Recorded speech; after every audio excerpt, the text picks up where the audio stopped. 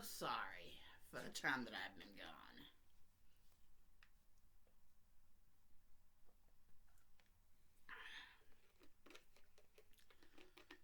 Oh. Turns out the hard drive to my laptop was fried. Which is why my the laptop could not do jack shit. Or barely anything in jack shit. Yeah, I think it was like 200, 250, I don't know how many dollars.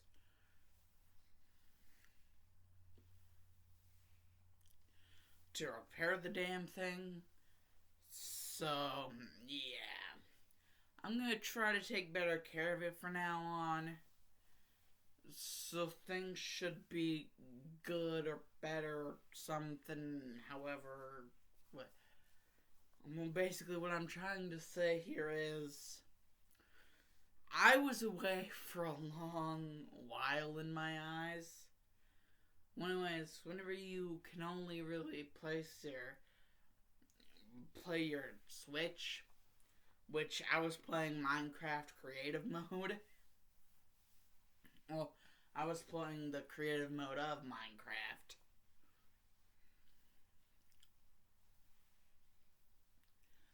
And I've done some things there.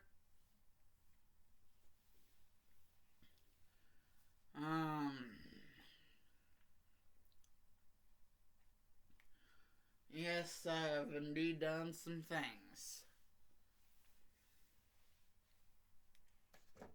Shit.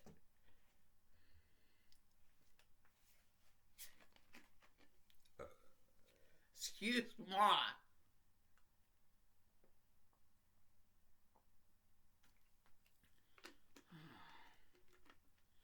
Excuse moi indeed.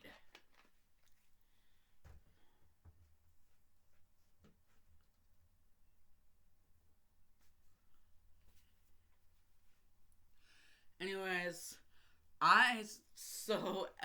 over the time that I wasn't able to use my laptop, I have been thinking, and what I've been thinking about, actually several things, and one of those things is, like, what if Naruto and Sasuke were friends, but also he had determination, like Naruto had determination.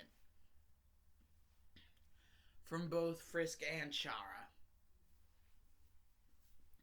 Because maybe like a failed pacifist run, because like maybe Frisk accidentally loses to Azrael, and that's the failed pacifist run. And so basically Frisk is forced to sit back like how Chara was forced to sit back on the sidelines.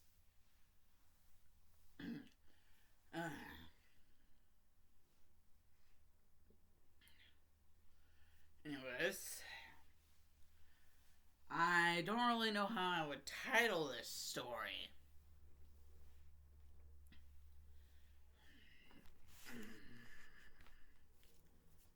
I had to fix the angle there.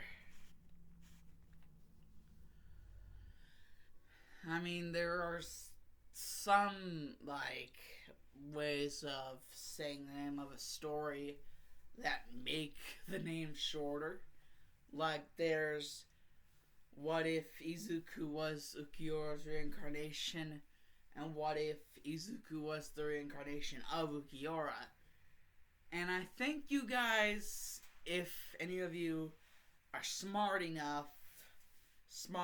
pants enough, you can be able to tell which one's the longer title. Yeah, I started using the longer title first, and then whenever, I just got tired of,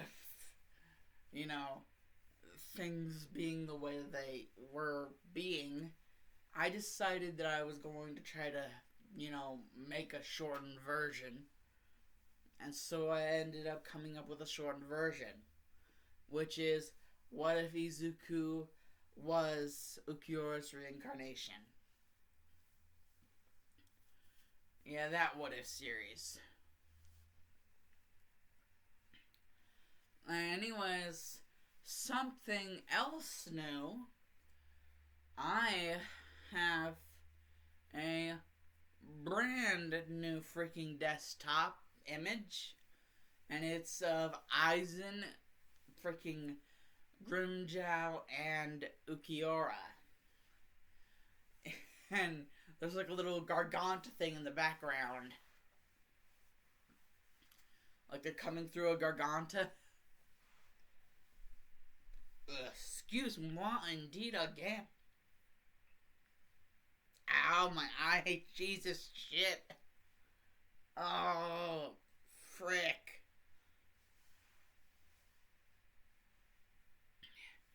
Anyways, what I want to do with this is I gotta figure out how to name it. And I gotta figure out how I want to go with this. Like, how I want this to go down. No, I'm good. I love you.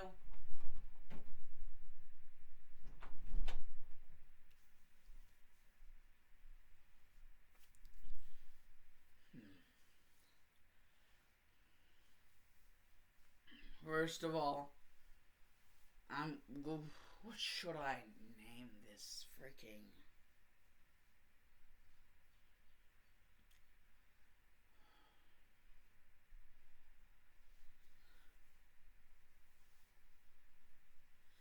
What if Naruto was Sasuke's friend and had determination? I think that's the best way I can do it.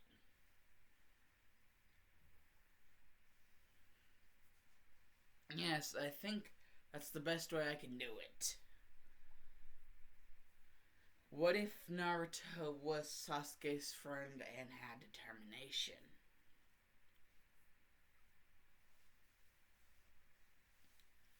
Now, this little story here is actually going to start off with basically the end of a failed pacifist run where Frisk basically ends up like how Chara has been for so long. But Chara, is just like, there's this kid, and basically, they're gonna be like treated like shit for most of their life or whatever.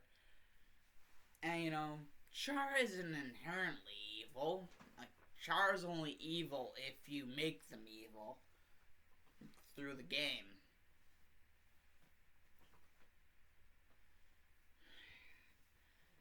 And so, Frisk would just hear about this from Chara, just hear about, the whole kid that's, basically gonna grow up to be hated by the people of the village in which they live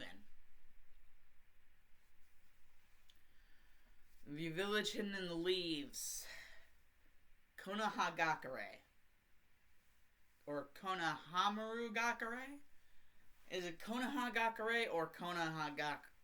For frickin'. I don't know what... I just know it's either a hidden leaf village, the village hidden in the leaves, or the land of fire. But the land of fire is like the entire freaking country, so... Jesus Christ.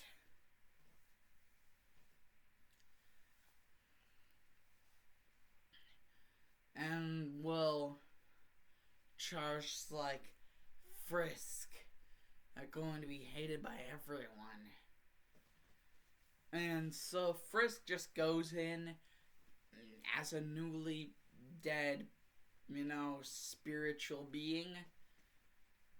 And, well, it takes some time, but after Chara's basically exhausted Kurama, because even though Kurama is basically made out of chakra, like, Chara and Frisk both now are like endless reset power. So they can just come back however many times they want. Unless they didn't feel like it. And so eventually Kurama's gonna be like, fine. I'm not really tired per se, but you win. I'm bored, more or less. Yeah, more or less, Kurama just gets bored of losing. Because, you know, it's kind of like a Sans fight. Like, the closer you get, the stronger you get. And so, like, Chara would just play it out like a Sans fight. And Frisk wouldn't want to really go through anything like that again. But, you know, would just end up realizing that there's no real other choice whenever it comes to this giant fox demon thing that's inside of this kid. And so Chara just is like, you know, talk. Like, what's going on? Like, what the hell is going on? And Kurama basically just says, I am Kurama, the nine-tailed fox spirit. Or at least half of it. I was split in half in order for the insurance of the survival of this one child in which I am entrapped in with this seal. A child would just see the seal and would be like, okay. And Frisk would just be like, why were you sealed? And Kurama would be like, I didn't mean to. I didn't mean to attack them. I was genjutsu'd into submission by someone with the power of the Sharingan. They made me do it. I swear, they made me do it. I didn't really care much about their lives beforehand. But that's whenever he did it with that eye. It was just a regular Sharingan at that point. Yet he was able to do it. Able to put me under his control. And, you know, Frisk just gathers from this. Just gathers like everything from this, and is just like, so you're not really evil. You're just grumpy. You're just a big grumpy pants. You're not evil, you're just grumpy. And you said your name is Kurama? Only you're a half of Kurama. And Chara's like, I assume the other half went into the guy that died due to that Reaper power thing.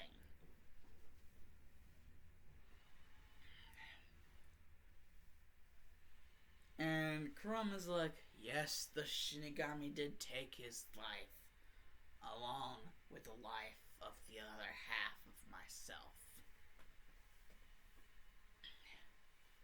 I don't know how you got in here, but just leave me alone, please. I just want to be left alone. And then Frisk would just like Terminator 2 style go straight through the bars and, you know, just cuddle up really nice and close to Kurama. And Kurama would be like, oh, kid, why do you have to be so adorable? Damn, kid, I never say that to anyone. You're not adorable. You're super adorable. Why am I? And Chara's just like, I guess that's just for a certain amount of charm on people. We're both dead. My himself due to a failed sacrifice. And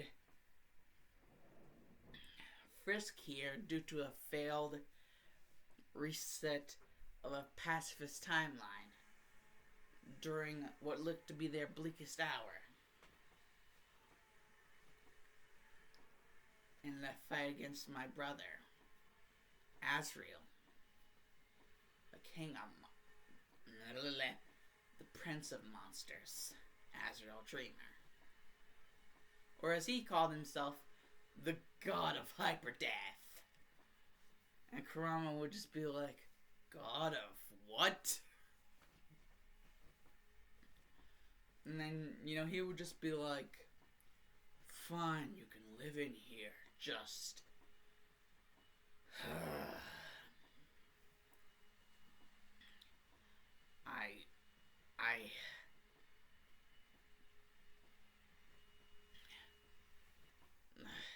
This kid, the one you call Frisk, is already enough for me for a long time. You don't get anywhere close.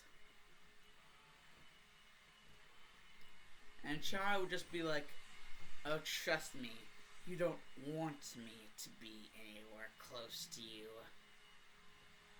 I thought our fight made that very clear, how weak you are compared to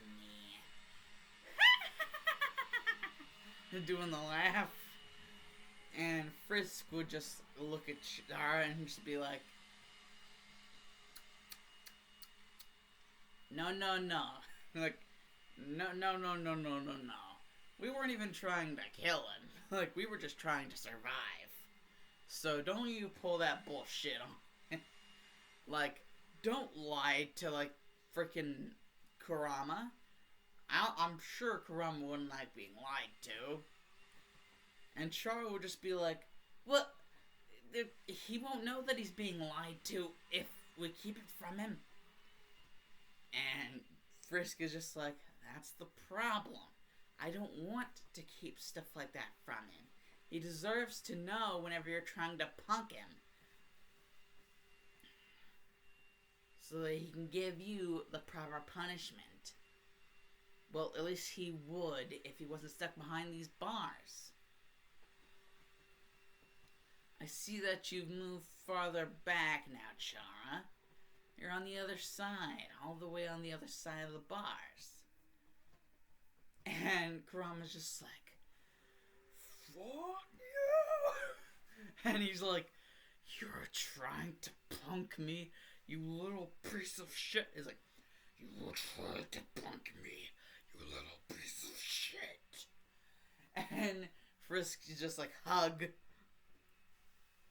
And the next thing is like, flirt. And Kurama's like, you're trying to flirt with me? You're a weird kid, I gotta give you that. And if I'm to have to live around you,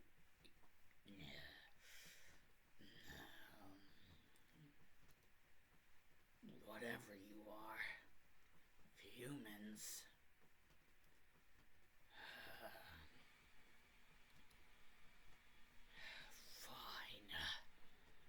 Just don't push it. And Frisk would just be like, okay. And would just cuddle up to Kurama. And Kurama would kind of like just like a blanket around freaking Frisk. Just like one of its tails would just like blanket around Frisk. And, Chara would just be off to herself, like, in the corner, like, on the other side of the cage, because, Kurama just tried to freaking stab straight through her. But, like, the only reason he couldn't do it is because of the freaking seal. Frisk, the only reason Frisk is safe is because, she's not you know, a dick. I'm just gonna come out and say right there, not a dick. I could say a different word, but Char is not a dog.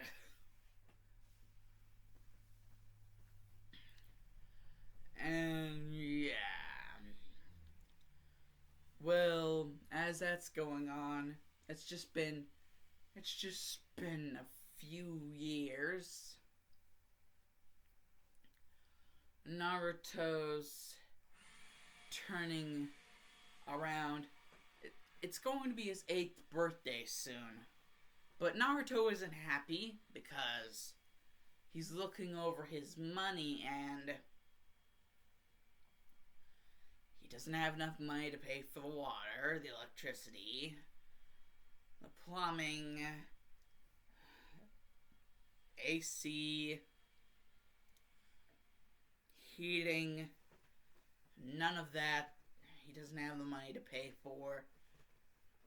He just was barely able to scrap up a couple food items and vanish within an instant because of his ridiculous super speed. And, basically hoodwinked the person that was trying to apprehend him. Yeah, he's been having to steal whenever he hasn't, been, going around Ichiraku Ramen. Because, they'll serve him, they're nice people. And so is the old man. The old man's nice, the one who's the third Hokage. Hiruzen Sarutobi. He's nice to him. And Iruka Sensei, whenever he's not yelling his ass off at him, he's nice from time to time. And, well, Naruto can't really think of that many more people that are nice to him besides the people that run the Ichiraku Ramen shop, the old man, and Iruka Sensei. He can't really think of anyone else who's nice to him. Because, well, he doesn't know why they're mean to him. He doesn't know why they treat him like shit. Like he doesn't exist. Like he doesn't deserve to exist. He doesn't know why they're so mean. And, well,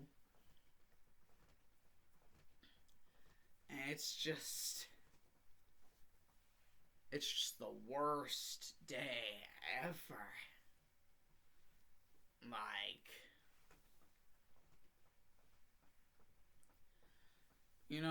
it's Naruto's 8th birthday. Like I said before. But, he isn't looking forward to anything special. The only thing that he's looking forward to is more suffering. Not really that he's looking forward to it in a good way, but more or less looking forward to it as in he knows it's going to happen. Eventually, someone is going to come around. Well, then again, there is that one shy girl, but she isn't really nice to him, but she isn't really mean to him either. She's just really freaking shy. What was her name? Hinata? Hyuga? Wait, she's of the Hyuga clan? Naruto had heard some things about the Hyuga clan, that they were supposed to be really powerful ninja that relied on taijutsu, hand-to-hand combat. And, well, if their taijutsu is so powerful that they can rely on it alone, I mean, Naruto doesn't want to, take his chances, with getting whoever this woman is, or little girl is angry, because technically they're just a little girl.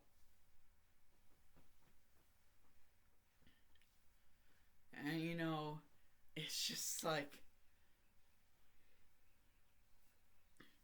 Naruto's expecting, just expecting it to happen. But all of a sudden, he comes across something different. While he's looking through his house, he did get a message on the door. Basically, a notice that within a few days, he wouldn't be able to really live there anymore. Like, they would, take the house away, basically. Yeah, one of those type of notices, like the worst type of notices. So, yeah, now Naruto is just like, how could this day get any worse? This is supposed to be his birthday. And then all of a sudden, something weird happens. Naruto's able to hear something or somebody on the other side of a door, which he notices wasn't in his house before. It only had a certain amount of space to live in his little dinky, rinky-dink apartment. And so another door, an extra door, seemed kinda crazy weird. But Naruto, seeing as this was going to be his last day, he decides that he might as well go out in style. And so whatever on the other side of this weird ass door, he might as well go out in style. And whenever he opens the door contains someone. And there's two kids, one on each side of this someone. One kid who seems to have a blue shirt with purple stripes.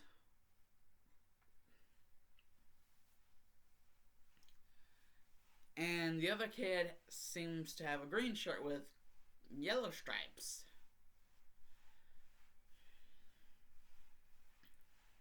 And the person in the middle is just speaking some language which Naruto is beginning to realize to any normal person would probably sound like gibberish.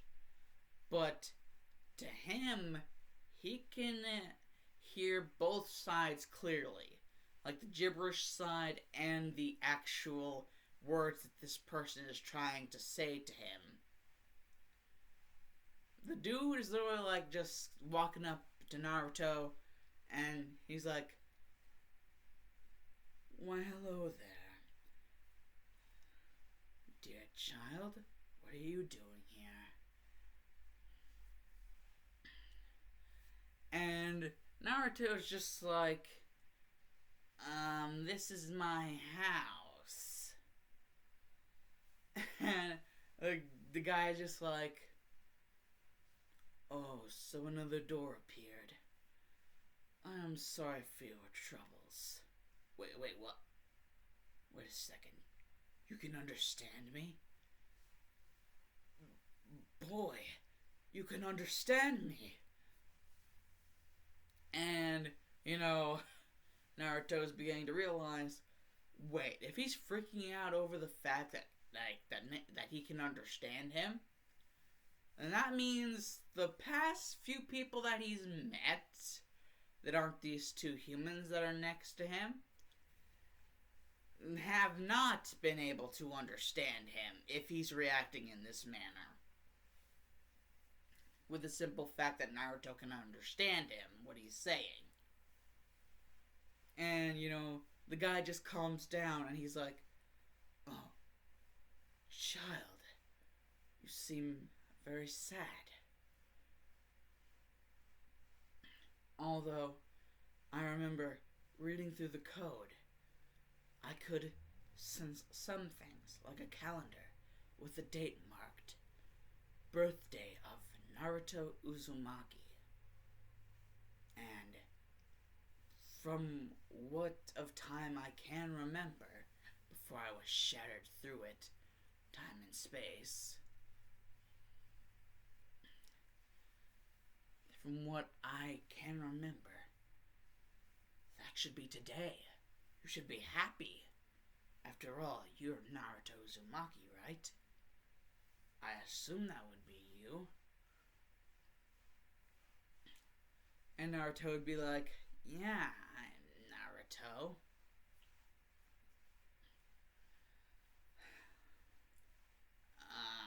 But the thing is, I can't really live in my apartment for any longer.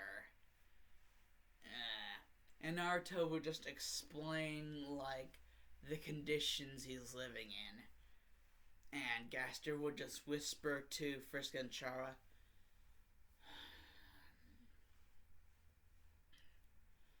so you were indeed right about the current state that this boy is in. You told me of him, and you managed to get enough of the pieces of my soul as to where I could appear before him. And Naruto's like, sir, you're not a very good whisperer. And how would these two know about me? Like, how would these two know anything about me? And, Frisk would just go up and explain, and Chara would try to explain it, but her explanation would be a little bit more rough around the edges, if you know what I mean. Basically what Naruto would get is that, Frisk and Chara both ended up inside of Naruto's everything. Basically comprising his soul. Like it being a half and half soul. Like kind of like Todoroki's half and half quirk and My Hero Academia. Well, it's like a half and half soul. So like half one soul trait, half another soul trait.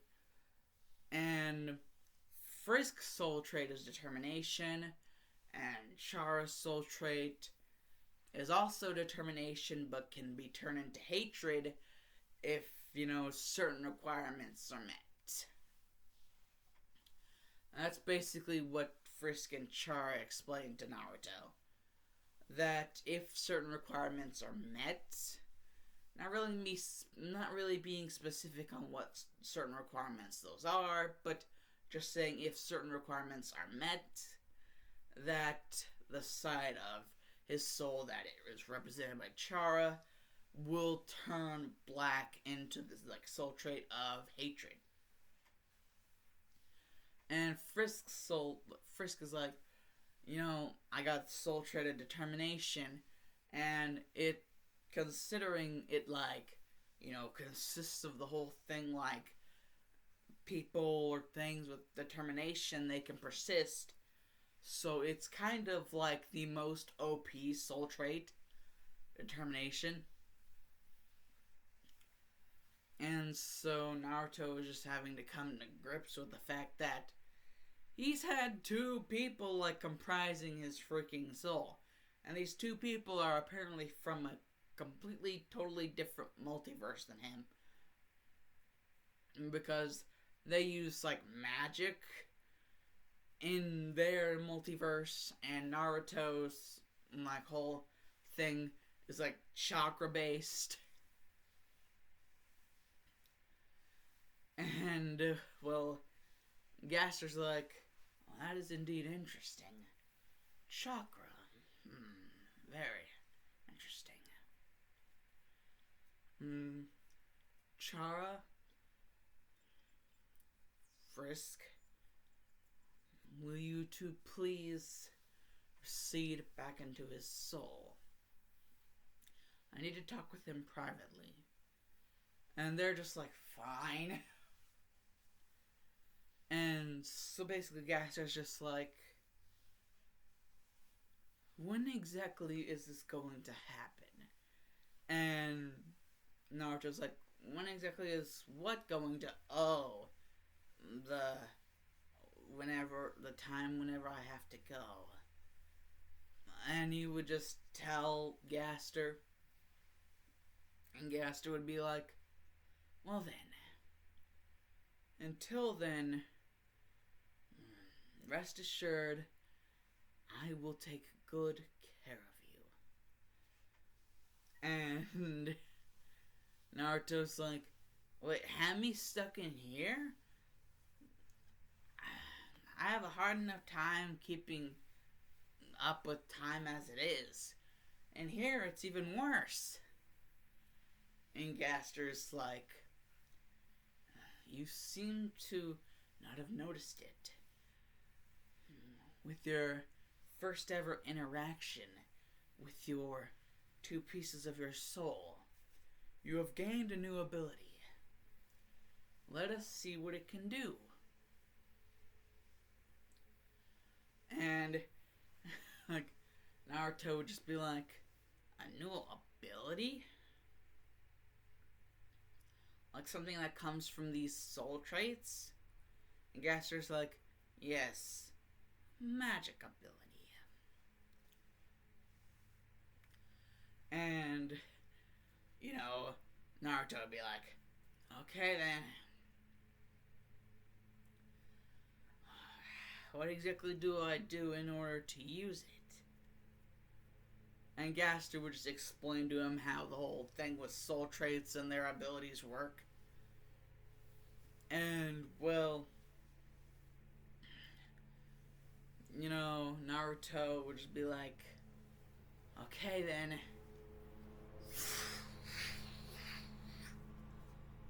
And he would just whip out like a black tether, and it would go straight into, like, inside of Gaster.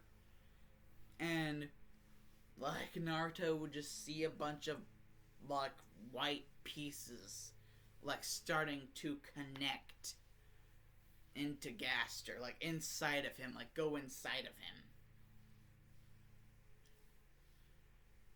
And Gaster's like, my soul. It seems your black tether soul trait ability, it allows you to do absolutely wondrous things with souls. Just now, whenever you used your tether on my soul, and are currently using it now, all of the pieces that were once shattered, they came together. My soul is fully back together now. Thank you, Naruto Uzumaki. And Naruto would just be like, but I can't exactly do this forever. I mean, eventually I'm going to run out of, juice. So, whenever, like, the tether goes away, your soul will probably just shatter back into pieces again. And you'll be strung out through time and space, like you said. And Gaster would just be like, boy, you doubt yourself too much. Have some confidence. I believe in you. Is that not enough? And Naruto is just like, wait, you believe in me? Well, I guess,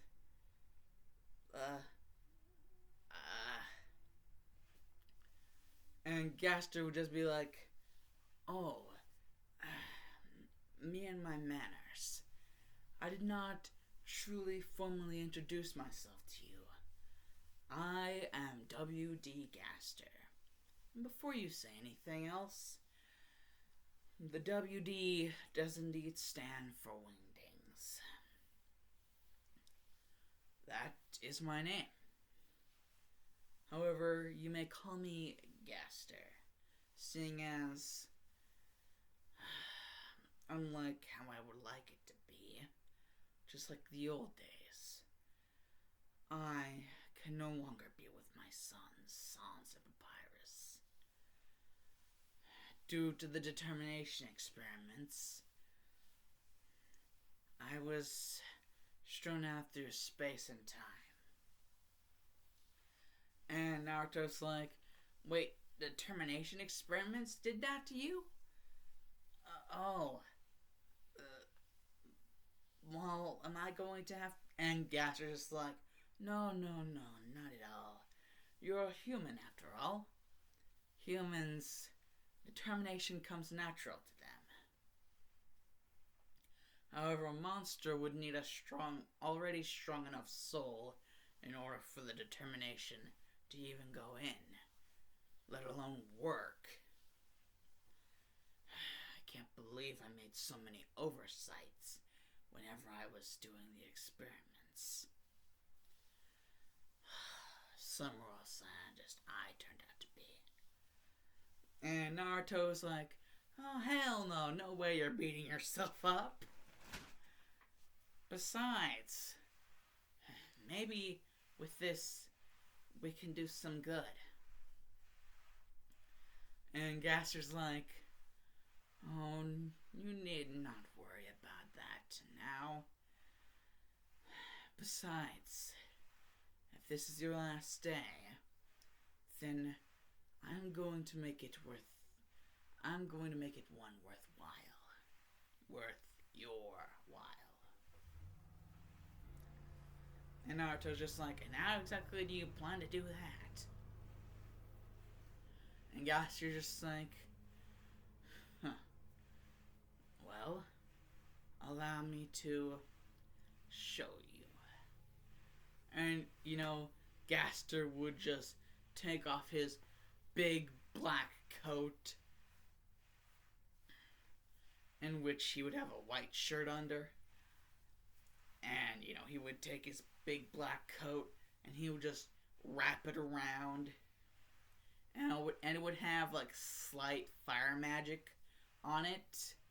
Just enough to where it was, like, warm enough to keep Naruto, like, from freezing. And Naruto, eventually exhausted from the entire endeavor, would just, Gaster would be looking over Naruto. He would just want to make sure that he was alright. But eventually they would both fall asleep. And some knocking on the door would happen. And that would wake Gaster up. And he would want to look over... Before he answered the door, he would want to look over to Naruto to make sure it didn't wake him up. But no, he was sound asleep, actually. Pretty good thing to add that fire magic element to his coat. And Gaster would just go up to the door, and he would just see this, old woman. And she's just like, I'm here to collect everything. And by everything, I literally do mean everything except for the demon brat. And she would just get choked on her last word. Whenever she would try to say demon brat, she would just get choked on her last word. Like, basically blue soul. And Gaster would just be so, like, suave with it. He'd be able to hide the fact that he was blue souling her. And Gaster would just be like, oh, yes.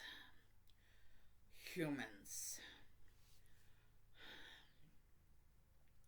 How stupid of me to expect all of you to have kindness just because you're from another multiverse, not another universe. How stupid of me to expect you to actually have kindness. This boy, he can barely get by as it is. And yet you're going to do this to him. I will not allow that to happen. This boy, he's a good kid. I I can't believe that you would ever try and do such a thing. And then, just a bunch of people, like a whole squad, would just jump down and, it would just be like, Gaster would just put down the lady, and he would just be like, I assume we'll be settling this the old-fashioned way,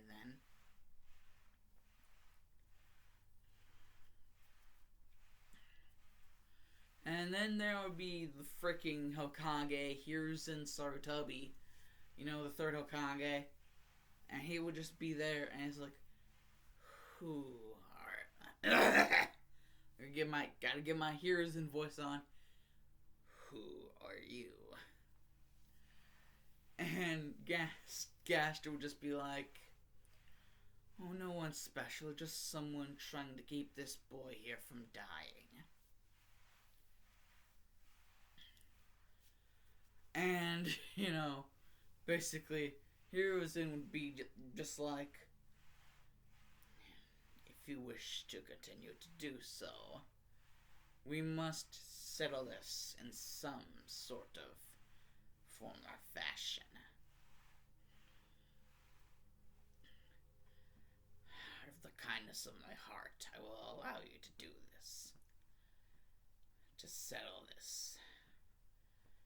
If you can defeat the Jonin I have for you.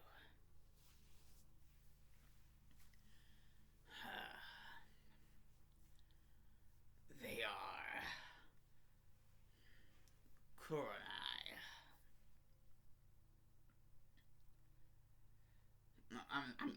Shit. I flipped the whole script, guys.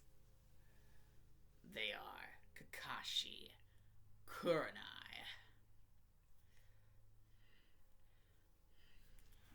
Guy, and Asuma. And Asuma and Kurenai would just be looking at him like, who does this bag of bones son of a think he is? Like, you're not even from this village. And Guy would be studying him intensely. And Kakashi would just be like, just reading his Makeout Paradise. Until Gaster put a freaking bone through it. Gaster would just put a freaking bone through his Makeout Paradise. And it would almost go straight through Kakashi's head. But Kakashi would basically just barely matrix it. And Kakashi would be like, and for that, if you get to me, I'll make you suffer. And Gaster is just like, very well then, when are we to do this? I am ready, whenever you are. And Hiruzen would just decide that, we doing this now. But unknown to Gaster, Naruto would have woken up at the sound of a bone coming up through the ground and impaling straight through Kakashi's book, Makeout Paradise. And, just at the sound of bone magic, Naruto would have woken up right then and there. And, whenever he hears that Gaster is going to be fighting a bunch of Jonin level ninja, he's just like, what do I do? He's like, this guy is really nice and I don't want him to get hurt over me. And Gaster would just be like, Naruto, it's fine. I've dealt with much worse. Besides, even while you were asleep, you still had the tether. As long as the tether is there, you need not worry about anything. I can very well assure you that I can take care of myself, being the royal scientist and all. Or formal royal scientist of the underground. And Naruto's just like, okay. And, Kurenai would be the first fight. And, just with the Kurenai would try her genjutsu. And it would basically be like the same thing with Itachi. Whenever Kurenai tried to genjutsu Itachi, like, she would just get smack. Like, she would get freaking no-celled into freaking oblivion. Like, no-celled into oblivion. Though she wouldn't be dead, she would be pretty badly hurt. Because Gaster, he's basically gone through the code however many times. So he knows whenever shit's up. So he would have been able to tell whenever he was in a genjutsu or whatever. He'd be able to tell that something was up. And he would be able to respond accordingly. Not so much Kurenai. Or Kurenai, or however I choose to pronounce her name in the future. And next up would be Asuma. And Asuma would just go and, try to burning ash the entire area. And just smoke Gaster. Smoke Gaster. But Gaster would have a little bit of a surprise for him. And that surprise would be, right as Asuma is about to do the whole thing where he, has the sort of, freaking razor kunai things that, glow blue with chakra. And he would have, a couple through Gaster, and Gaster would just be like, well then, I guess that's you. And, Asuma would be like, what the hell do you mean?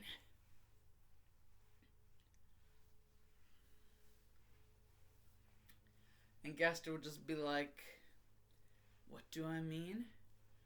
Oh, nothing much. But you might want to look at your feet. And then all of a sudden,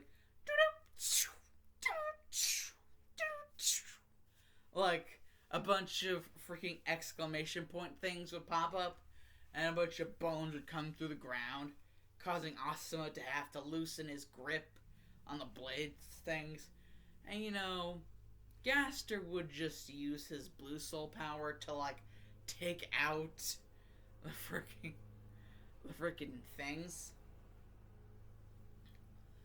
And due to some previous blue soul tampering, he was able to actually get Asuma's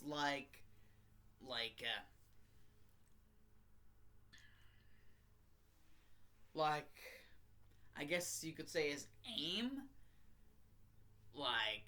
Aim for where he was trying to attack. So, get that off as well. So, he would try to go for a vital area, but he would just slightly get the slightest bit off. And, Gaster would just toy with him until he just decided to, just capture him within, a bone cage that, started to shrink and, just stuck him there like an ice cream sandwich. Best analogy ever. Best analogy ever, 2021. And, well, as for, Might Guy would be the next person. And, Guy's going all taijutsu. And, since he is the guy who teaches Lee all the taijutsu, you may be able to see my movements, but it won't matter if you can if you can't react to them, all that BS, not really BS, but all the shtick. Guy would be doing some high speed taijutsu, but it wouldn't really matter considering the fact that Gaster can blue soul him. From technically anywhere, considering even though his soul is put back together, it's still like not put back together. It's kind of everywhere at once. So even if the Gaster that Guy can see couldn't read his movements his movements enough to catch him, the Gasters, the bajillion Gasters that are around because of the bajillion pieces, would be able to.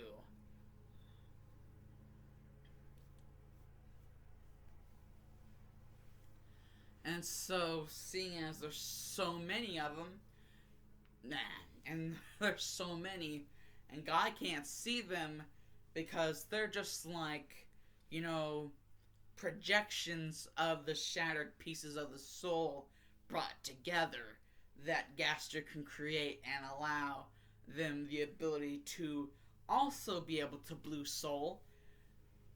And since they're also Gaster, it wouldn't be like a weaker version. It'd be the same version, just not being done by the real Gaster. And so, no one would have any idea what the hell is going on. Like, literally, Kurenai and freaking Asuma had to, submit in order to, stay alive. Because the bone cage was closing in, and how bad Kurenai was getting effed with, you really think she'd have another choice that isn't death? And, Gaster would be up for doing it if it meant helping Naruto. I mean, to Gaster, Naruto's a nice kid. And, basically, Guy just gets batted so much with the blue soul, but he does know that if he tries to open the gates, Hiruzen gives him that eye, that look of, if you try to open the gates, I'm gonna stop the match right now. I'm gonna end your whole career. I'm gonna end this man's whole career. And so the next person up is Kakashi of the Sharingan. And Kakashi's just like, you ruined my book. He would just be all chill about it, but deep down inside, you broke my freaking book, man. You tore it to shreds. And Gaster would just be like, so what does it matter to you? Does it matter more to you than the life of that one over there? And he just points over to Naruto. And Gaster's just like, getting his bones all readied. And Kakashi would just be like, okay, that's it. We were sent here to, do a mission, and we're gonna do it. Even if I have to be the one to pick up everyone else's slack.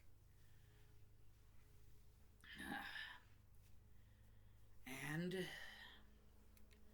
I believe this should end now. And Kakashi would try to do the Sharingan thing, like what he did with Zabuza, and read his freaking everything, read his book. But the thing is, Kakashi, he can try and, go and try to get at copying Gaster. But the problem is, he's not going to be able to. Because Gaster's attacks are different attacks from the attacks used in the Naruto verse. Because his attacks are magic. And especially a little treat that he's about to show Kakashi. You know, Kakashi's just thinking he's just gonna be able to, read this guy like a book. And Gaster's just like, you don't seem to be having that great of a time reading me, copy ninja. And Kakashi would just be like, why? Why can't I? And Gaster would just be like, why can't you read me? Well, it's simple, Kakashi. Because out of the two of us, you're the one who's about to have a bad time. And I would just like summon like two blasters, Gaster blasters. And Kakashi would just be like, what the shit? And, he would dodge one of the blasters, and then he would just go full Raikiri, and it would just straight through another one of the blasters. And it would explode on freaking contact. But, like, the Raikiri and the fact that it's an imperfect Sharingan, not really, in the, like, eyes of a Uchiha, so it's technically considered, you could consider it an imperfect Sharingan. So, basically, tunnel vision, he wouldn't have been able to see what Gaster did with the other blaster until it was too late. The blaster would be teleported right behind him, the other one. And, actually the Raikiri does use up a lot of freaking chakra. Plus, he's using it in tandem with his imperfect Sharingan. So it's going to be hell on Kakashi. And so he's not going to be able to dodge this. It would get a Gaster Blaster blast to the face. And, Kakashi, Hiruzen would check for Kakashi and he would just realize, and he would just see the Gaster Blaster and be like,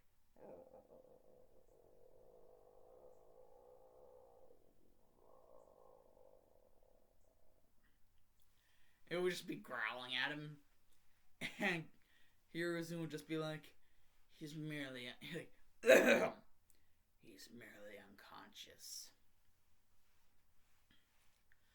There is nothing further we can do. In your defense of Naruto, I just want you to know something.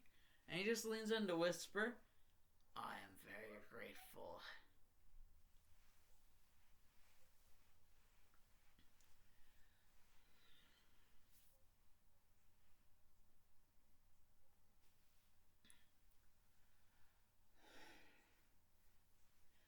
And, Gaster would just be like, well,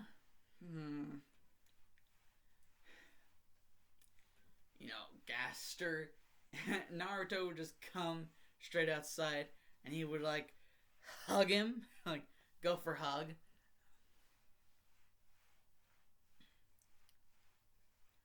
And Gaster would just be like, I'm sorry, Naruto, but I can no longer be here.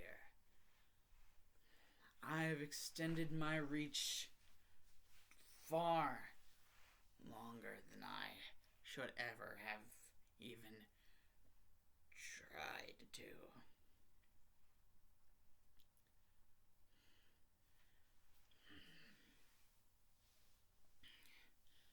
With you, I must bid you adieu. We must say farewell.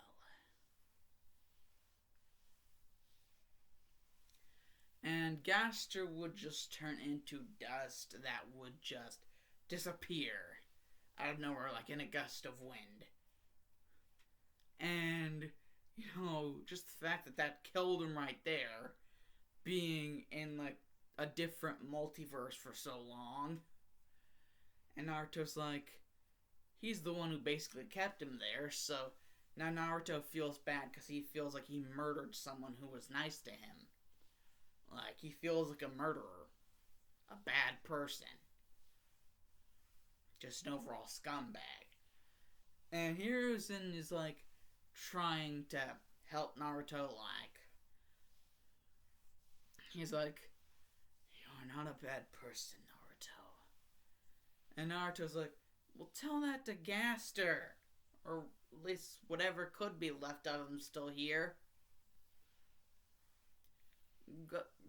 There isn't anything left of him.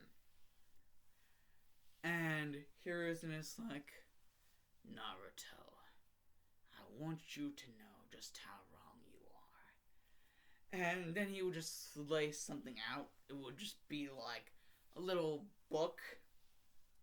And inside the book, like, Naruto would see. Actually, it wouldn't really be a book. It would actually be a scroll. And inside the scroll, he would see, all this stuff. Basically, he would kind of get like this Gaster sort of vibe. Like, he would start to like study up on the stuff that Gaster was like, he would just get this whole knowledge bomb, several knowledge bombs dropped on him, and he would be like, can I keep this? And Hiruzen would just be like, no need. And I'm sure he would want you to keep it. And Naruto would just be like, thank you so much. This means so much to me. And he would just see the title on the thing, and this would be like, like, Journal of W.D. Gaster. And the thing where it would say this book or this whatever belongs to, and it would actually be written down, like there would be a line through one name, and then like below it there would be another name. The line, the name where the line is through is Gaster's name, and the name below it would be Naruto Uzumaki. And Naruto would be like, he meant this for me? If he won, he was going to give it to me. My birthday. It was my birthday whenever and I met. He was truly a kind person. I bet his family miss him. If they can even remember him. From what Gaster had told me, they probably don't. That's sad. So sad. Naruto would just occasionally, every now and again, like, look through the book and, make some notes of his own that he would keep in a secret hiding place where he would also keep the book. He would keep the book in the same hiding place as he would keep the notes. Like, jot down notes of important stuff that he could use for the future. And, after everything was said and done, there would just be, like, a council meeting called, like, Lord Hokage! Shit. Lord Hokage! And Hiruzen would just be like, yes. And it'd just be like, a request, it's a council meeting. Ninja Council and Civilian Council meeting. And, then just the person would just disappear, and a bunch of escorts would come out of nowhere. They would escort the Hokage to the place where the whole civilian council, ninja council, more or less shinobi council. Yes, the civilian council and the shinobi council, this whole council meeting is to take place. And the reason for the council meeting, like, that's the, like, Hiruzen's thing. He's like, and the reason for this meeting is... And Donzo would speak up, because Donzo's here. Donzo would just be like, blah, blah, blah, blah, blah, blah, blah. You know, doing his whole spiel about shit and shit. And, you know, he would get a lot of the civilian council's support and a lot of the shinobi council's support. And, you know, if both sides give a lot of support to, like, one person, you know, the Hokage kind of has to stand back, you know? Like, if it's a lot of support, like, if this can be managed, you know, the Hokage can do something about it. But if it's, like, overwhelming vote in favor of this one person's idea, you know, it's kind of taken out of the Hokage's hands. That's kind of how this is going down.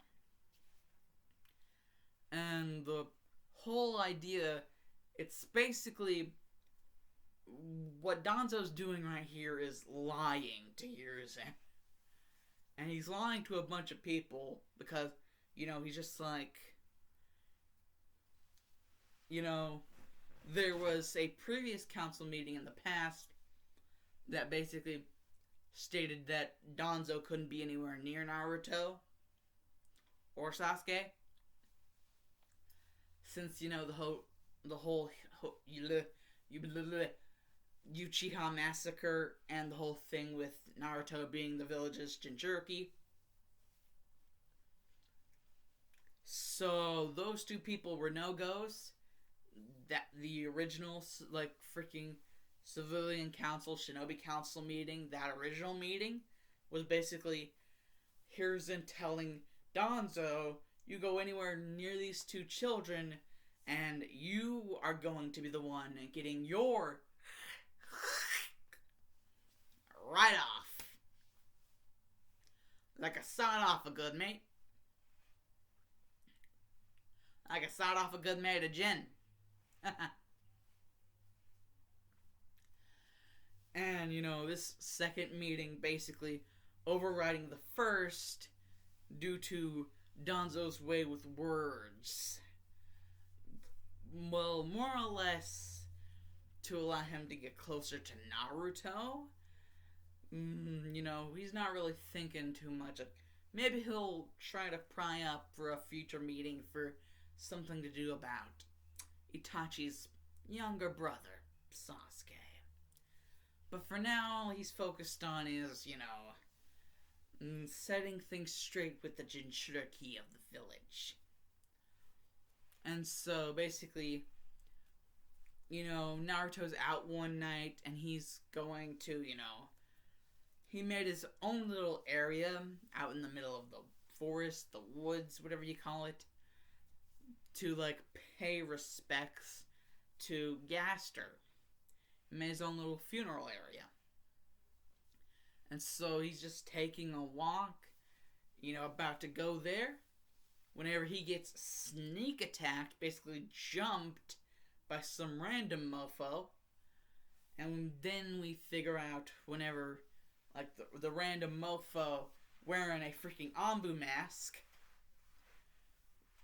also known as the Inferno Squad.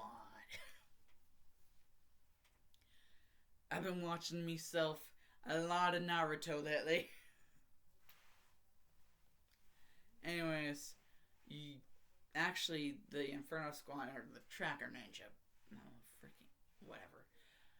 Anyways, I think the whole Tracking Ninja is a part of the Anbu. Yeah, whatever.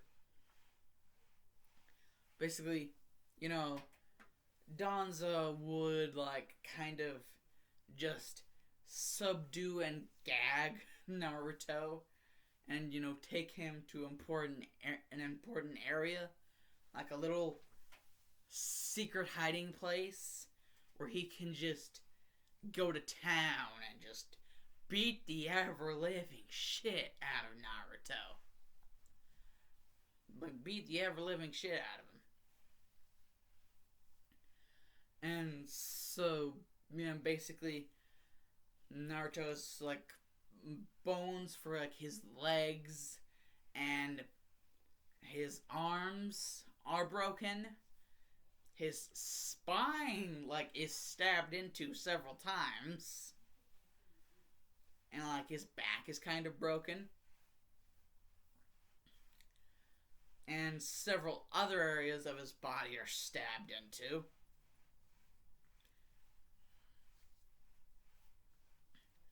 And, he would just get bashed in the head several times as well. And, like, the restraints around him, Danzo could also, like, apply force to, like, twist the restraints and, like, crush even more the bones in Naruto's body. Like all of them at once. Just with one good crank. Just one crank. And all of a sudden, all that force applied onto his bones. And all of that head trauma. And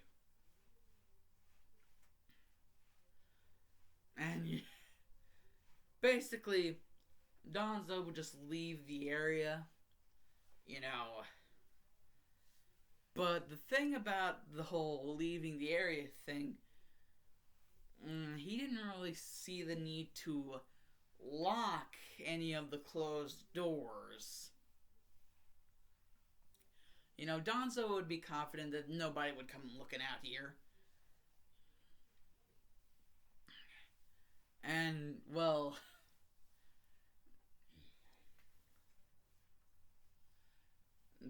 it would just be some random ass day.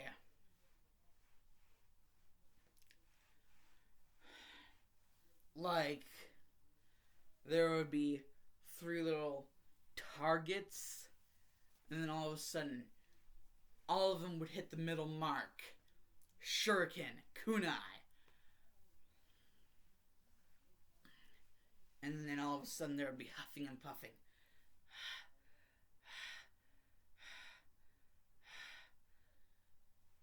And then you would just see a young Sasuke Uchiha around Naruto's age during this. So around 8 or 9, seeing as passage of time and all that jazz. So around 8 or 9, Sasuke Uchiha doing, shuriken training, shuriken jutsu training. And, just working on that. Whenever he would hear something.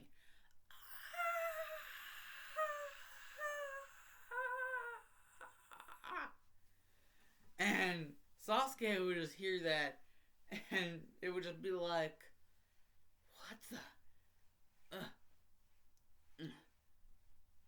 That scream. No, Sasuke, you have to. But, like, mother, father, and the others. If I ignore that, then I'm no better than my brother. If I ignore that, then I'm no better than him. And so that's basically Sasuke's reasoning in all of this. Is if he ignores the screams, he's no better than Itachi.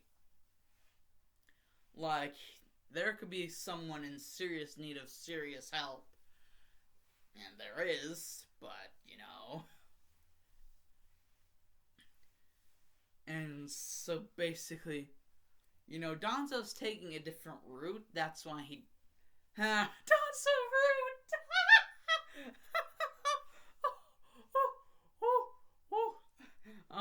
Almost caught myself there. Almost killed myself with laughter.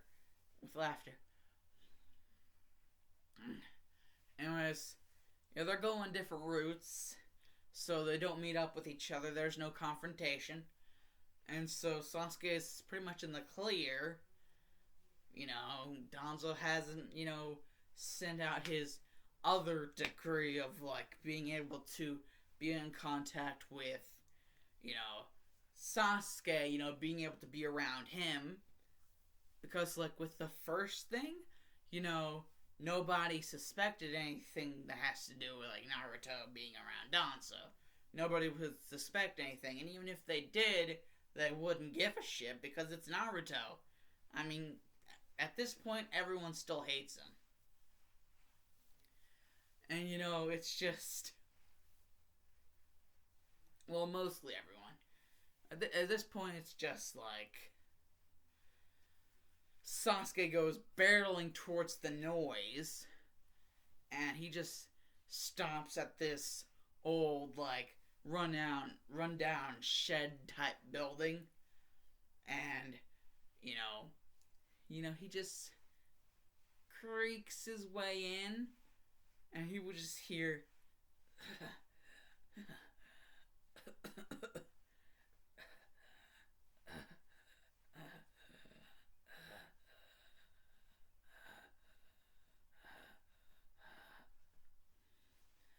and Sasuke would just be like, oh god, they sound like they're going to die. I have to get there fast.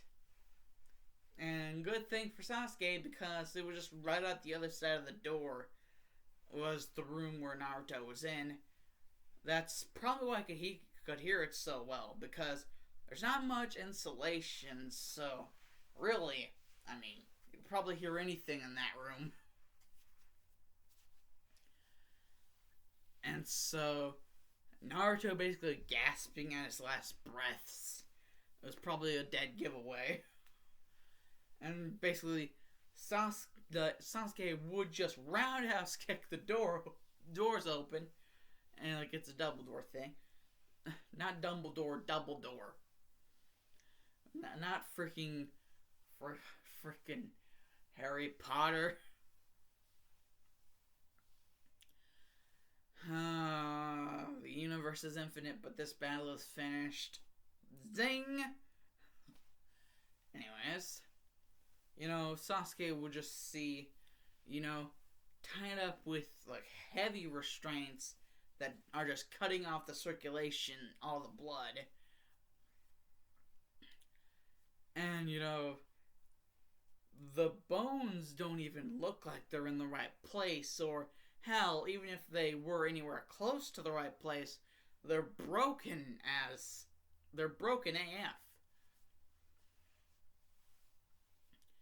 So,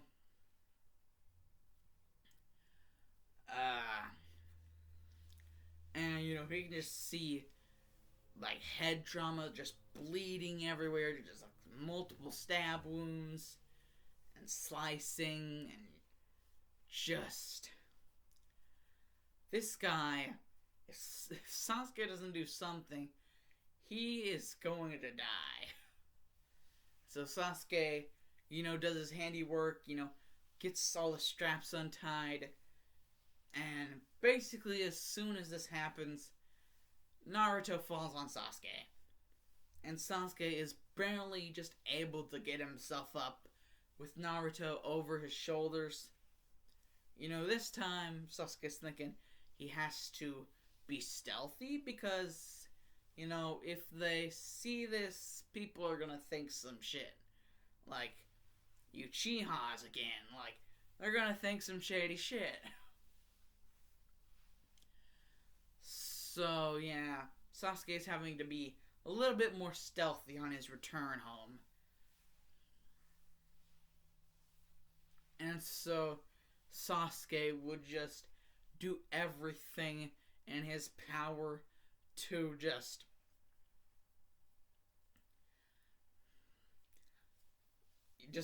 doing everything that he can. And, like, he barely knows jack shit of nothing of freaking medical ninjutsu. So, he's just going by the bare book of essentials on what to do for someone who's in this kind of critical condition. But he barely, and I mean barely, scrapes the bottom of the barrel of the basics of getting Naruto back to stat. He's just like,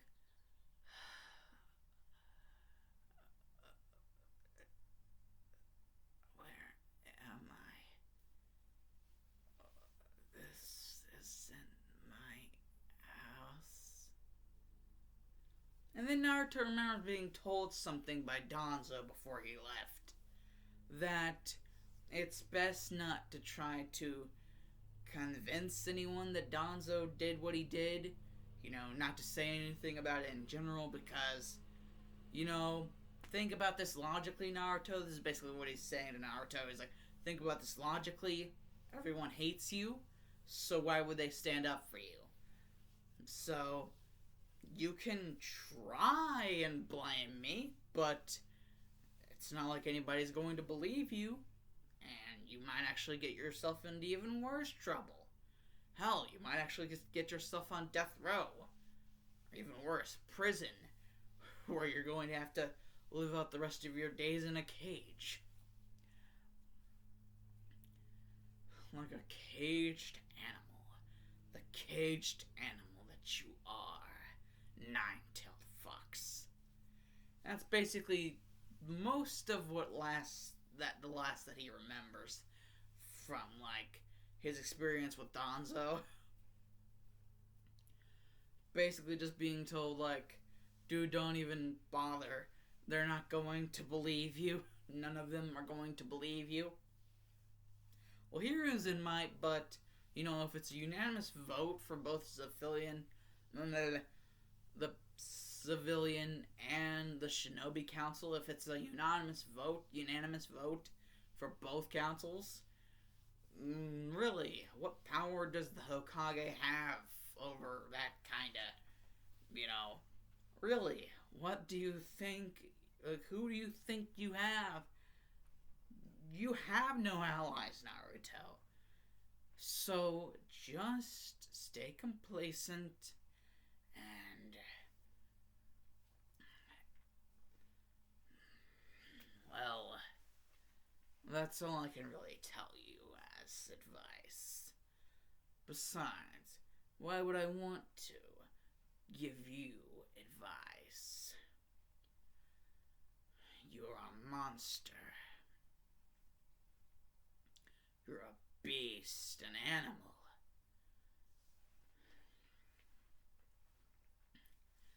And so Naruto would just, you know, just be off to himself in his head, and he would just be like, where am I? This isn't my house. This isn't the burial site. And, you know, Sasuke would be like, you're at,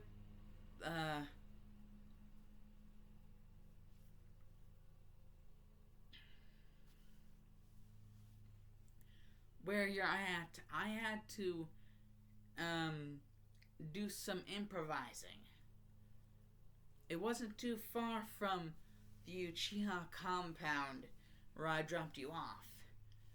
And so whenever I came back with the supplies and you were still alive, I really breathed myself a sigh of relief. Hoping that, it not being too far from here, that you would be okay. And lucky for me, you seem to be somewhat of a survivor. And Naruto would just be like, survivor? Everything. Who are you? Oh, everything hurts. It hurts to think. And Sasuke would just be like, well then don't. Just rest.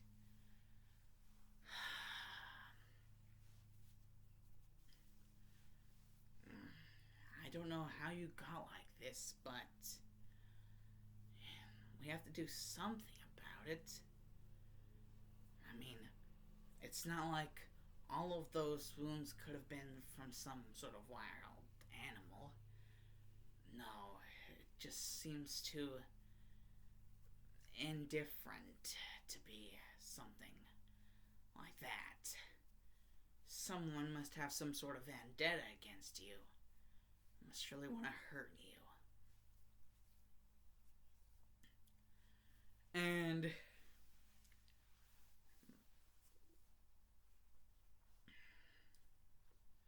then Naruto just remembers. He's just like, vendetta.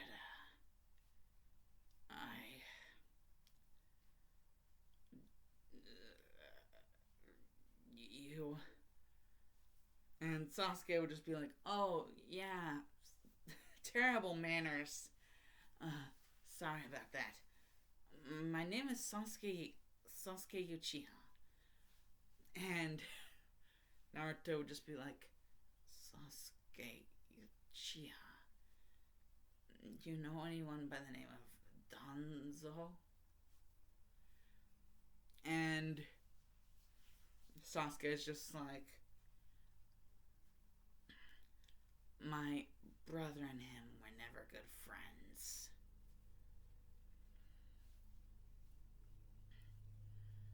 But I try not to think about my brother anymore. Not after what happened.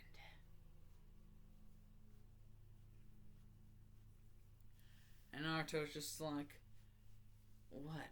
What happened?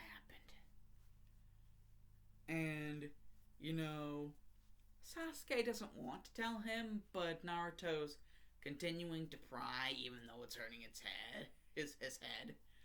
Even though it's hurting his head, he's still continuing to pry for information. And Sasuke's just like, I guess it would be bad of me to, keep secrets from him. The Uchiha clan massacre. The massacre of my entire clan. Except for myself and my brother. Because he's the one who did it.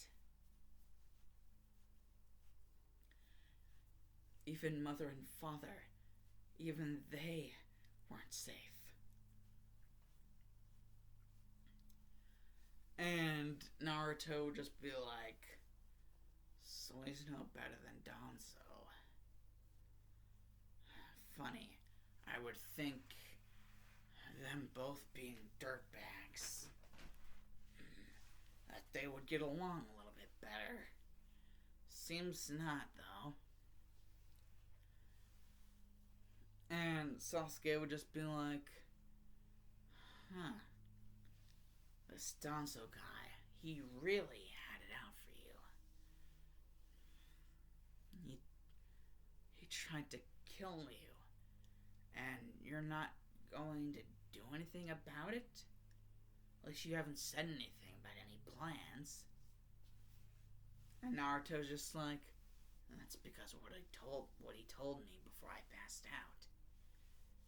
That no one would ever believe me.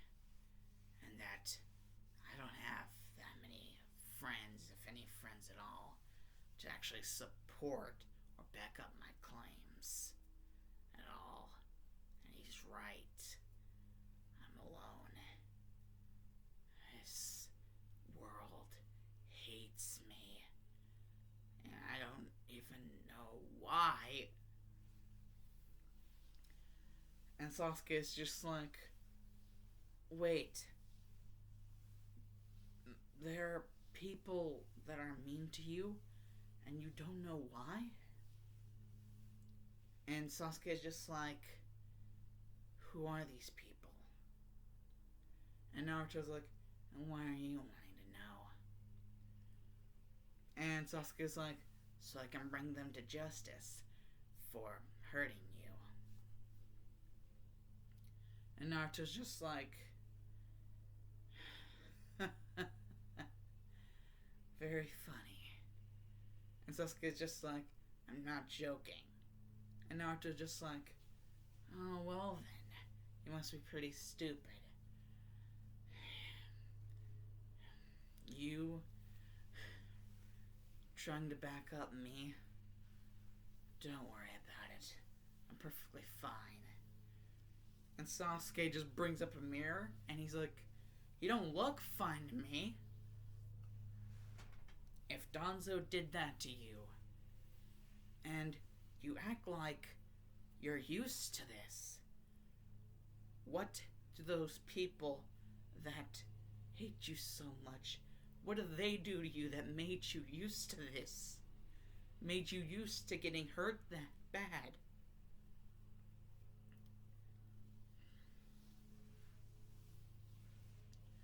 And Naruto's just like, well, I kind of got forced into getting used to it. Not much that I could do. As much as I try, I'm not strong enough. Not whenever there's multiple people after me. They all hate me. What am I to do? I can't even do any jutsu right. Transformation, I only have one version. It's not even the correct one.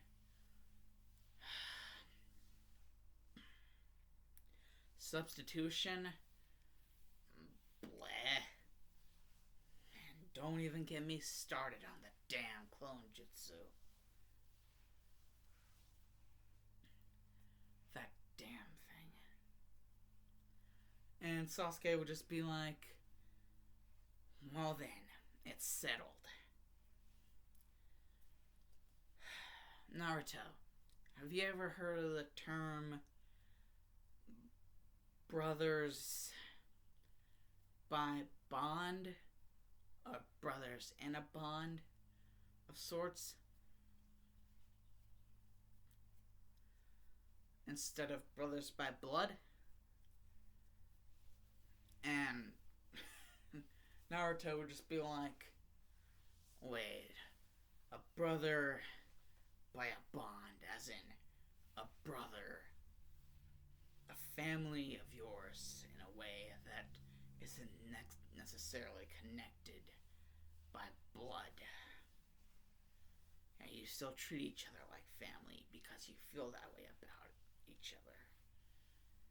You want to support each other because you genuinely do care about each other in that way. Is that what you're talking about, Sasuke? And Sasuke's like, talking about? I'm not just talking about it. Naruto, I want to help you.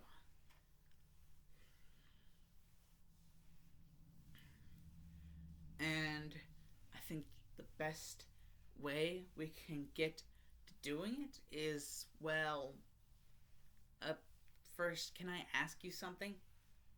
And Naruto's like, sure, shoot. And Sasuke's just like, can you walk the way you are now? And Naruto's just like, well, you tell me. Ugh. Well, and Sasuke is just like, oh, this is going to be a while.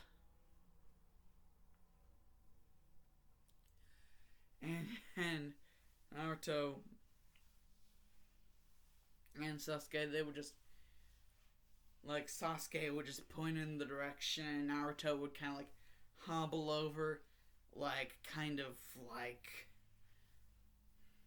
Sasuke would be carrying him kind of on his back, and Naruto would just point in the general direction of, like, where his house is, but then there would be a sight to see. And Naruto would be like, my house. And then they would just see what looked to be a bunch of ninja using water type jutsu in order to like, freaking, you know, like,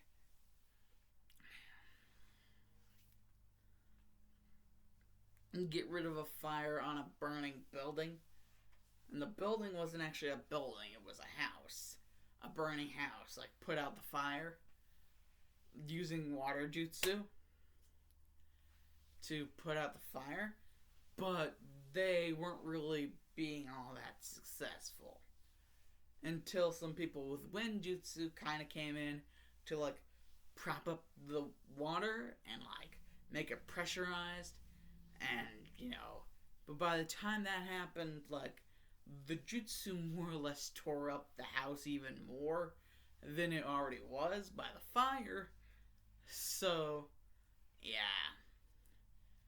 At the end, what used to be Naruto's house, or at least what he had of a house, what was left, is now nothing but a pile of ash. Everything that Naruto would ever really had that he didn't have on him whenever he went out, everything was scorched and burned into ashes. Good thing he had taken Gaster's, little booklet thing and his notes with him, or else it would have been long gone. And, well, Sasuke is just like, your house, how did it get like this? And Sasuke is just like freaking out and like asking all of these different people, and they're just like, we don't know how the fire started, we just know that it did. Now we had to get rid of it. And whenever Naruto ends up telling him that, that was his house, and, that's whenever they just end up walking away on him. Like, literal, like, disrespect. Complete and total disrespect.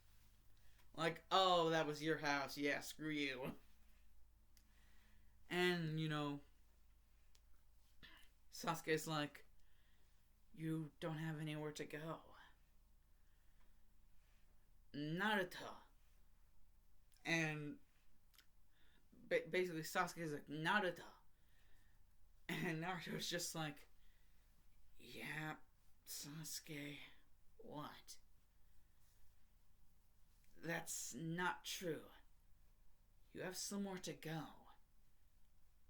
And Naruto's like, I'm not interested in going into an orphanage, Sasuke. And Sasuke's like, whoever said anything about an orphanage?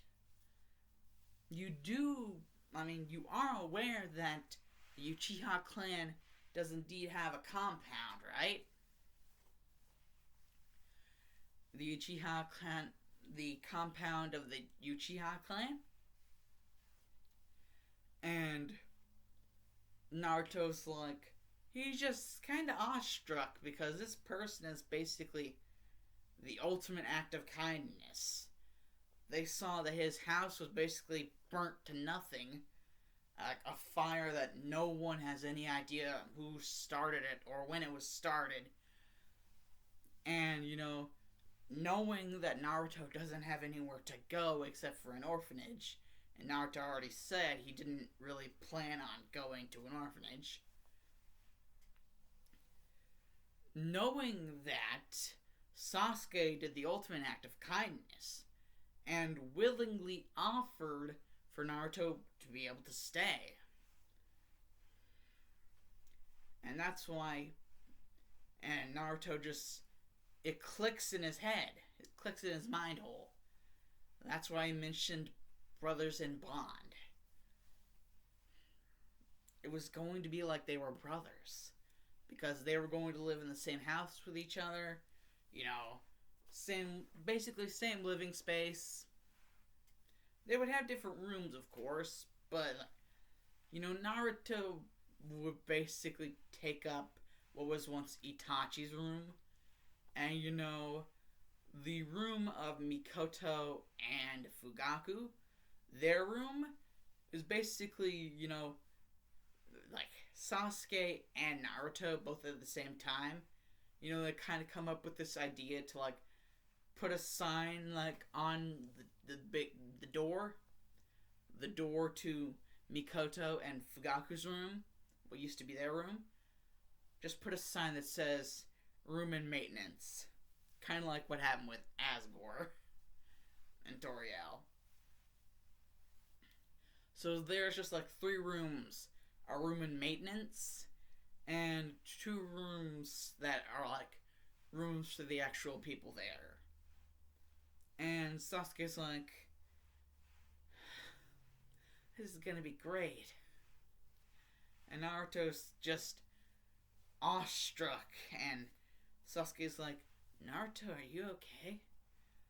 And Naruto's just like, I'm fine, Sasuke. And at this moment here is where Sasuke begins to realize Naruto has been dealt dirty his entire life. He has been done down the shitter for his entire existence that he can remember. And, Sasuke did have somewhat of a good life. I mean, it wasn't perfect, but it was by no means bad. Until the clan massacre, of course, but everything until then was pretty much alright. But Naruto's had to deal with this shit his entire existence. And even though he may not have had the ties of a mother and father, that kind of actually makes Sasuke feel a little bit more sad for Naruto. Actually, a lot more sad for Naruto, because he never got to know the joys of, having a mother and father. He never got to know a motherly love, a father's, proudness for his son. Like the fact that Fugaku, even though he hardly ever showed it, he was indeed proud of Sasuke whenever he did show promise. And the motherly love of his mother Mikoto, and, to have that taken away from you, to never have that, his life, like Sasuke's beginning to realize, Naruto needs this. He needs to become a part of the Uchiha. And Sasuke doesn't decide to make Naruto an official Uchiha yet. So whenever they're doing all the papers for Naruto to live in the Uchiha compound because he has nowhere else to go. And so, yeah, he isn't really signed in as a Uchiha because Sasuke's like, there's gonna be some work needed to be done before, we can do all of the shit and stuff with that, concerning that. And something that actually catches Sasuke's eye is, just overall, even after everything, Naruto was just wakes up, and whenever he wakes up in the morning, and it's an off day, so him and Sasuke could just goof around if they wanted. But Naruto's like, that's probably not what they did, like the Uchihas. They probably didn't just goof around. Especially Sasuke's family. They probably didn't just goof around. That's probably where there were targets out there. And, all this serious shit. And basically,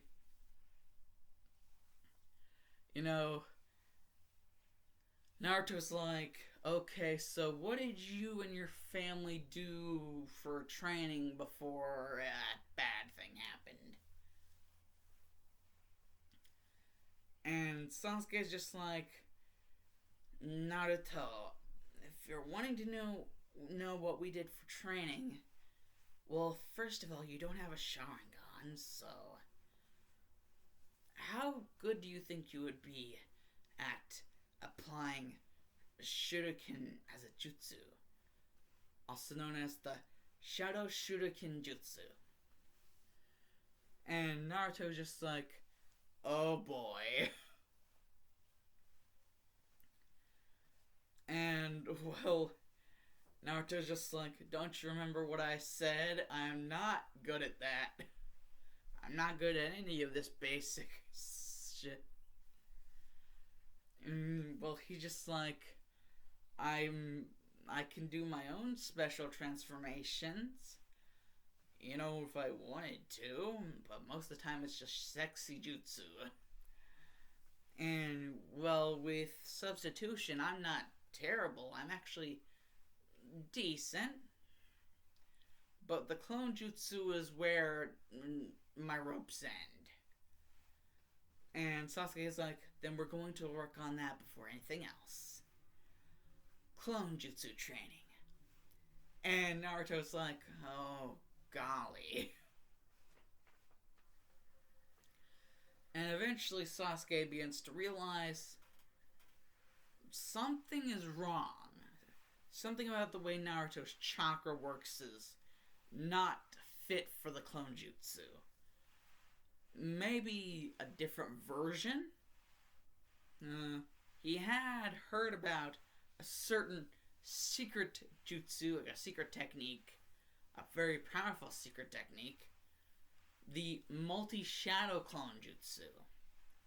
He had heard of it once before and kind of gotten like an earful of the details, but it was mostly hearsay and he's not really sure if all of it is true. But if what he has heard is true, this could be something. Because Sasuke has a little bit of a hypothesis. And he wants to test it out.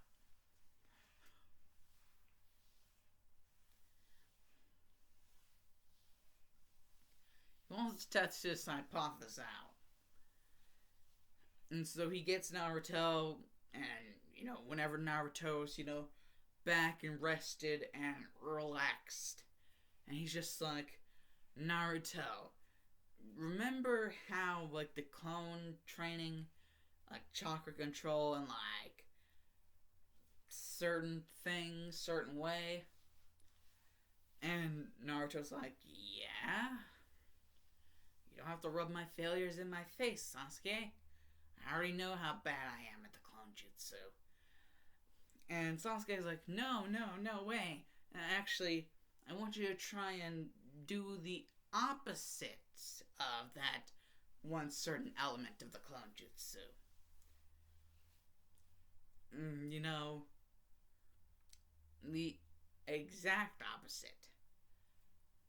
And so, instead of just controlling a certain power set of chakra into a certain several forms for multiple clones, instead of just controlling a certain power set, that certain power set, I want you to make it as big as you want it to be, however big you want it to be. And like Naruto's just like, okay, this is doomed for failure, but whatever. Okay. And Sasuke's like, wait, before you do anything, instead of saying clone jutsu, say shadow, say multi-shadow clone jutsu. And Naruto's just like, what? Just never mind, Naruto. Don't question it. And it's just like, multi-shadow clone jutsu. And just like a freaking 100 Narutos just appear out of nowhere. Well, technically only 99 because the 100th one is the real Naruto. And Sasuke is just like, holy shit. My hypothesis was right. And whenever I tested it out, I got the perfect. It's perfect. The reason, Naruto, the reason why the clone jutsu wasn't working with you is because you were using the wrong kind. And Naruto's like, what do you mean? The wrong kind. And it's just like, Naruto, like, Sasuke has to explain the whole thing about chakra control. Like, if you have more of it, it's going to be harder for you to control than if you had less of it. Like, it's harder to control if you have more, but if you have less, then it will be a lot easier to control. Because there's a lot less chakra for you to have to control.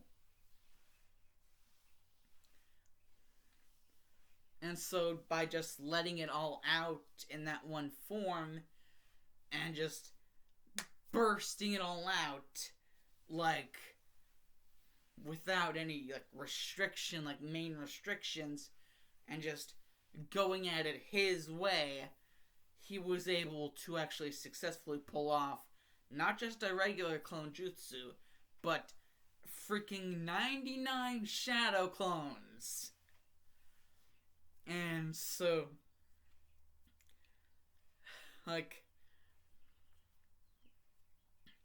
Naruto would just be like, he would just be like wanting to hug Sasuke so hard, and he would just be like Sasuke would understand, because, they just made a big breakthrough, like, whenever it comes to, like, what will probably be, like, in Naruto's future, like, the academy and, like, becoming a genin and all that.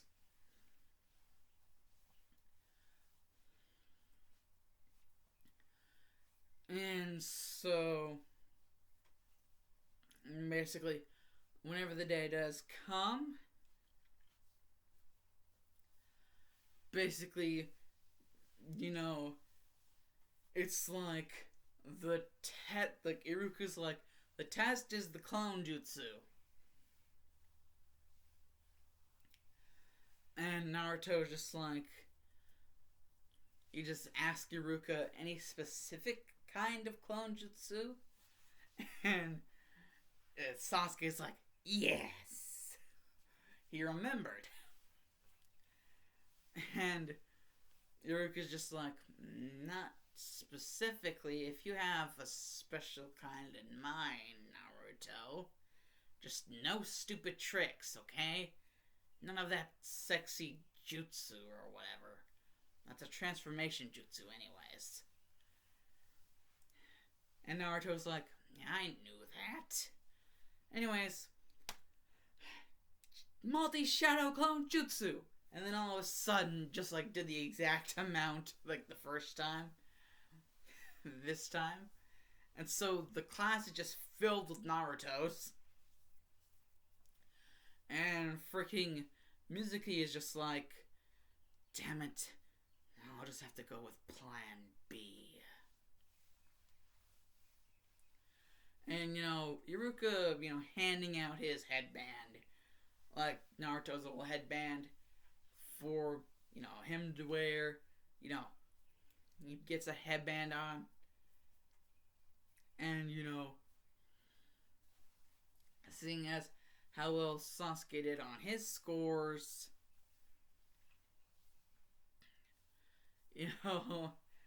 Naruto's trying to convince Iruka Sensei to pay for Sasuke some ramen. I mean, he's only trying to be a good brother. But Iruka's like, Naruto, you break my freaking wallet as it is.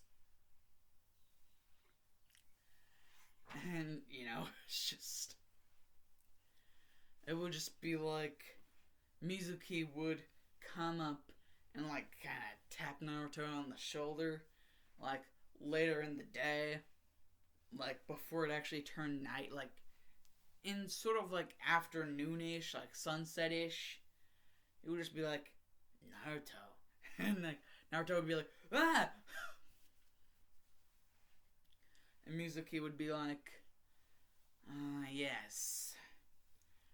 Does seem strange, doesn't it? Why I would be here.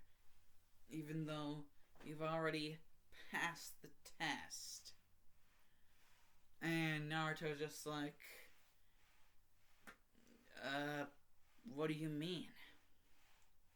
And Mizuki is just like, if you wish to truly know the answers, then you will come to meet me at this rendezvous point at this time.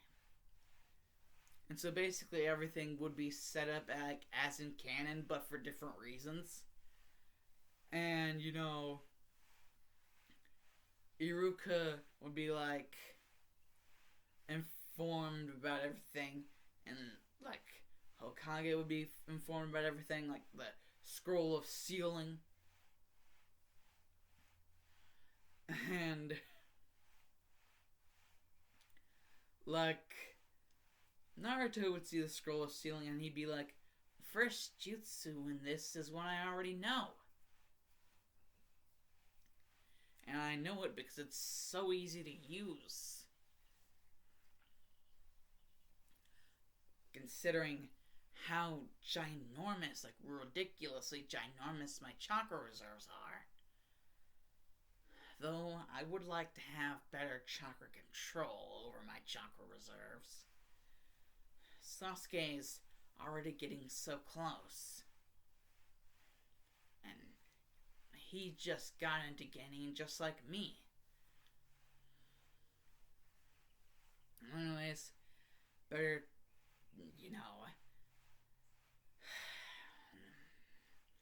not much point in looking in it. I just gotta wait here for Mizuki.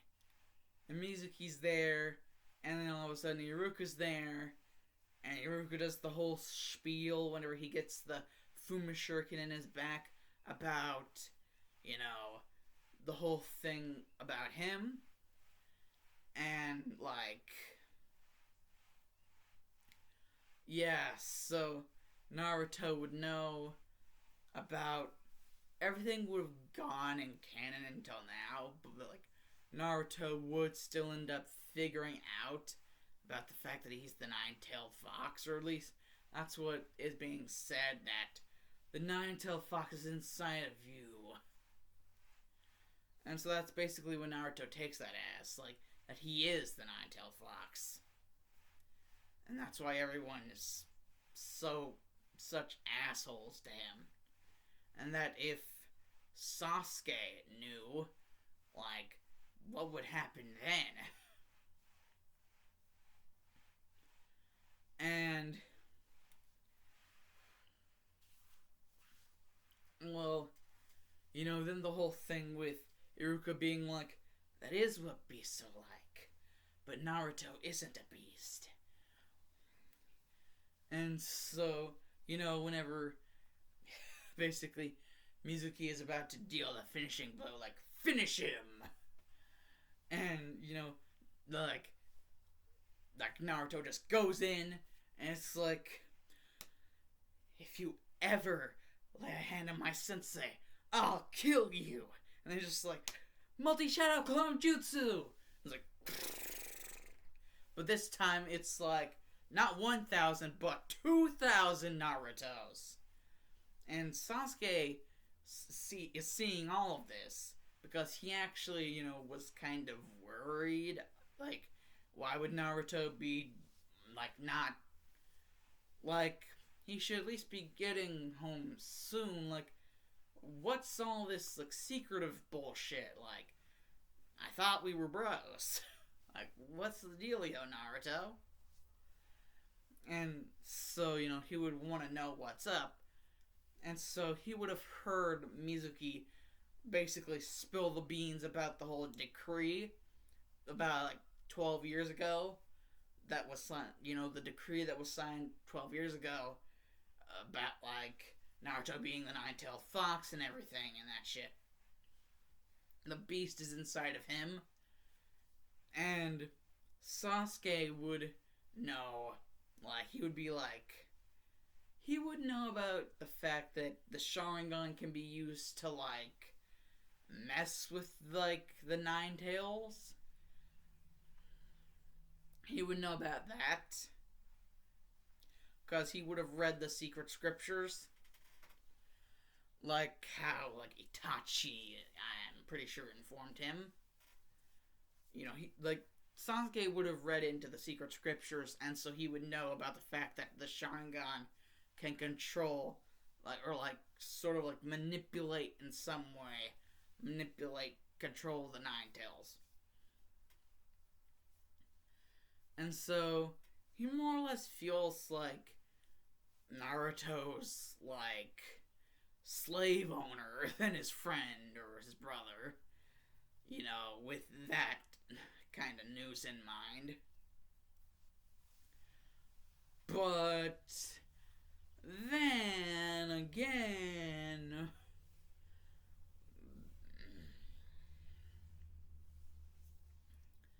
well, you know, the whole, if you ever lay a hand on my sensei, I'll kill you. You know, just letting Sasuke, like, rest assured Naruto is still a good boy, you know. And the fact that he basically kicked his ass, he overdid it. And Naruto, Sasuke, like, in, like, the trees would just be like, I don't think you overdid it at all, Naruto. And Iruka's like, and you, whoever you are, get out of the trees. And Sasuke would be like, wait, what? And he would fall backwards, like, start to fall backwards. And then Naruto would just make his own, like, clone ladder and, like, catch Sasuke before he could, like, hit the ground. And Iruka's like, actually, I think by now, is you both did your equal amount of work. Because one thing I am going to say is, well, actually, scrap the past few seconds, because I'm going to say that instead of, like, doing the multi-shadow clone jutsu, because I'm going to say that Naruto would probably think Mizuki would know a way around the multi-shadow clone jutsu, being a Chunin and all. And so, like, Sasuke would, had, like, seeing as he can easily see that Naruto's affinity is not with fire, like all of the freaking badass Uchihas. It is not with fire. And so some chakra paper test things would be done. And, they would eventually figure out that his affinity was actually with wind. So instead of fireball jutsu, it would be wind style great breakthrough. And so instead of just the onslaught of shadow clones, because, Mizuki and, Iruka have already seen that. The scene with the shadow clone ladder would still happen, though. But the thing is, Naruto has been perfecting the Great Breakthrough Jutsu. Like, he has been perfecting it just as much as Sasuke has been perfecting the freaking Fireball Jutsu, like, with that fox inside of him. And, like, with Frisk and Chara inside of him, the determination.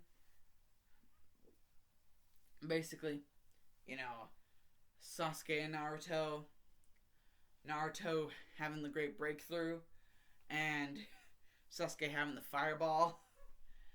Like, at first, Sasuke would just come out of nowhere, basically hop from one tree place to another, and basically from above, like, shoot a blast of the Fireball Jutsu that would come downwards and, like, come straight across like this. And so it would be heading straight towards Mizuki. Like, first, like, horse, tiger, first style, Fireball Jutsu. It would be like, and just like as the fireball was coming towards Mizuki, and Mizuki would be like, well, that's nothing. I could just deflect it with one of my own jutsu.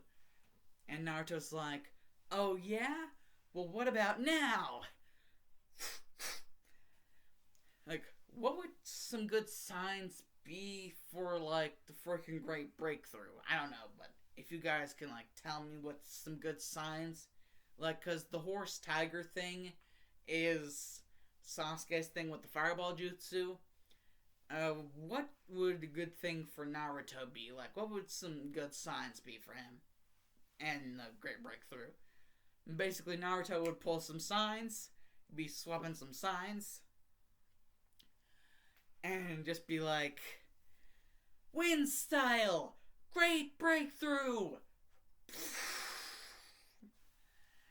And would just be like, just like,